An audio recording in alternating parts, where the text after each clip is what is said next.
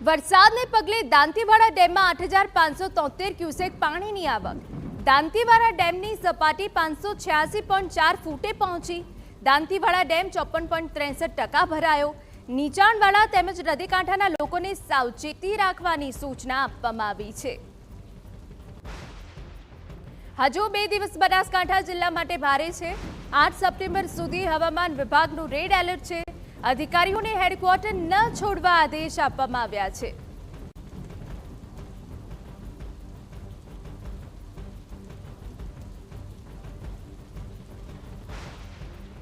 तो वरसादे पगले दांतीवाड़ा डेम में पानी की सतत आवक थई रही है। डेम की सपाटी है 586.4 फूटे पहुंची है। दांतीवाड़ा डेम 54.63% भराई गयो है। डेम भरावाना कारणे नीचाणवाड़ा तेमज नदीकांठाना लोकोने सावचेती राखवानी सूचना आपवामां आवी छे। अने आपने जणावी दे कि हजू 2 दिवस बनासकांठा जिल्ला माटे भारे छे। 8 सप्टेम्बर सुधी हवामान विभागनुं रेड एलर्ट है। अधिकारीओने हेडक्वार्टर न छोड़वानी पण सूचना आपी देवामां आवी छे।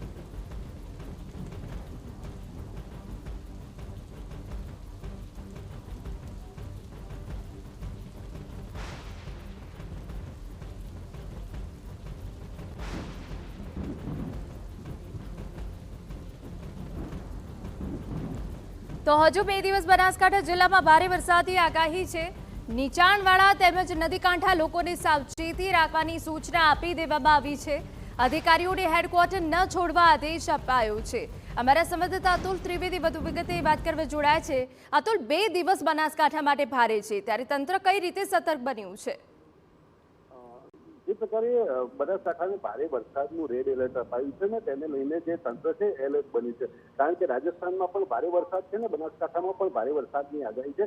એટલે જે રાજસ્થાનથી જે વરસાદનો ફ્લો છે અથવા તો પાણી છે એ પણ બનાસકાંઠામાં આવનાર છે। અને બનાસકાંઠામાં ભારે વરસાદની આગાહીને પગલે જે તમામ જે પ્રાંત અધિકારી, મામલતદાર, તલાટી સહિતના જે તમામ અધિકારીઓ છે તેને હેડક્વાર્ટર ન છોડવાના આદેશ અપાયા છે।